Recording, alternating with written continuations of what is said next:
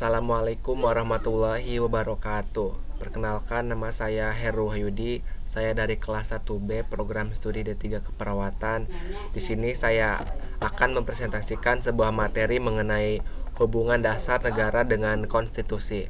Sebelumnya, saya membuat video pembelajaran ini untuk pemenuhan tugas mata kuliah Pancasila dengan dosen pengampu yaitu Bapak Anwar Aulia, MPD. Baiklah. Di sini saya akan membahas mengenai dasar negara. Apa sih pengertian dari dasar negara itu? Jadi dasar negara adalah ajaran atau teori yang merupakan hasil pemikiran yang mendalam mengenai dunia dan kehidupan di dunia, termasuk di dalamnya yaitu bernegara. Kemudian fungsi dari dasar negara yaitu dasar berdiri dan tegaknya negara, kemudian dasar pergaulan antar warga negara, dan dasar negara Indonesia. Nah, tanpa adanya dasar negara, maka suatu negara tidak dapat bisa berdiri dan tegak, karena negara itu merupakan sumber dari hukum-hukum tertulis yang ada di Indonesia. Seperti itu. Kemudian Pancasila sebagai dasar negara. Nah, kita akan membahas terlebih dahulu tentang arti dari Pancasila. Jadi kata Pancasila terdiri dari dua kata, yaitu panca dan sila. Panca yaitu berarti 5 dan sila berarti prinsip atau asas. Pancasila sebagai dasar negara Republik Indonesia berisi 5 butir, yaitu yang pertama ketuhanan yang Maha Esa. Kemudian yang kedua yaitu kemanusiaan yang adil dan beradab. Kemudian yang ketiga yaitu persatuan Indonesia.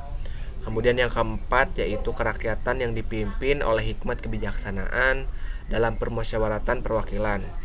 Kemudian yang kelima yaitu keadilan sosial bagi seluruh rakyat Indonesia. Baik. Pancasila itu merupakan rumusan dan pedoman kehidupan berbangsa dan bernegara bagi seluruh rakyat Indonesia.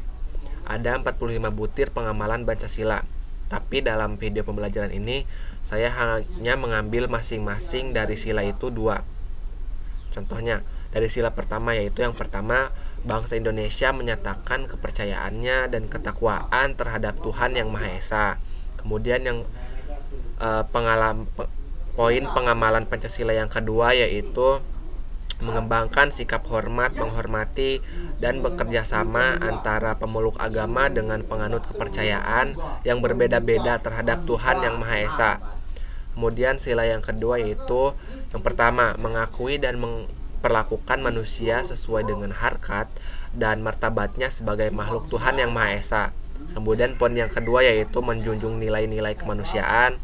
Kemudian sila yang ketiga yaitu mengembangkan rasa cinta tanah air dan bangsa. Kemudian mengembangkan rasa kebanggaan, kebangsaan, dan bertanah air Indonesia.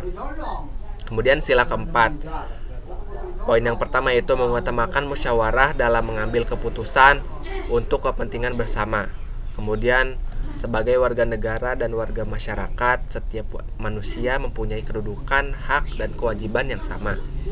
Kemudian sila yang kelima yaitu mengembangkan sikap adil kepada sesama, kemudian menghormati hak orang lain.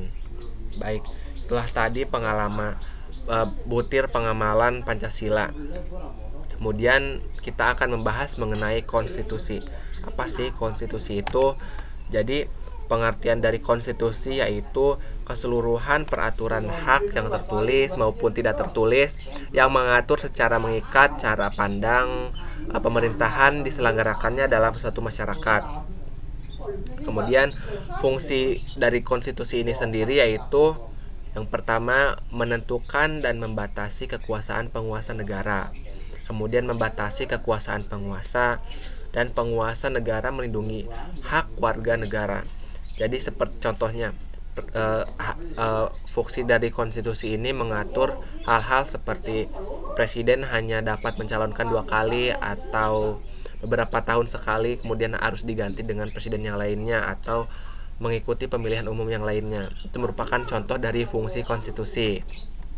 Nah, jadi kita kan tadi sudah membahas mengenai pengertian Pancasila, kemudian butir pengamalan Pancasila, juga tentang konstitusi. Jadi di sini saya akan membahas mengenai hubungan dasar negara dengan konstitusi. Jadi Pancasila ini, hubungan Pancasila dengan konstitusi ini yaitu Pancasila sebagai dasar negara Indonesia berkaitan erat dengan konstitusi atau Undang-Undang Dasar Negara. Hal tersebut ditegaskan dalam pembukaan Undang-Undang 1945.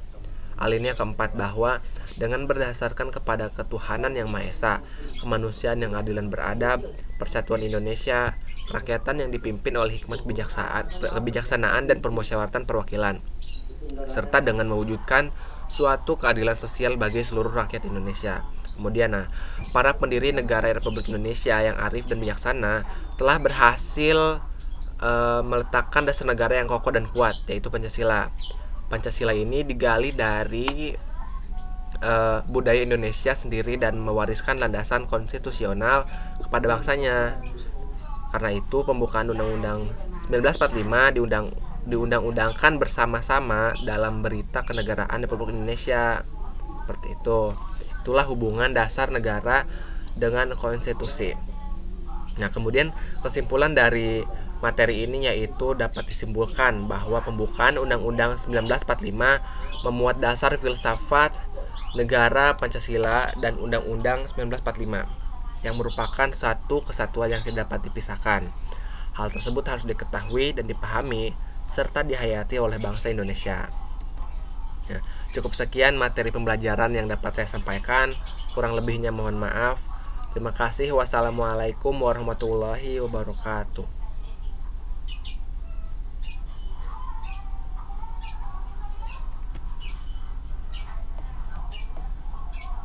Menit ya.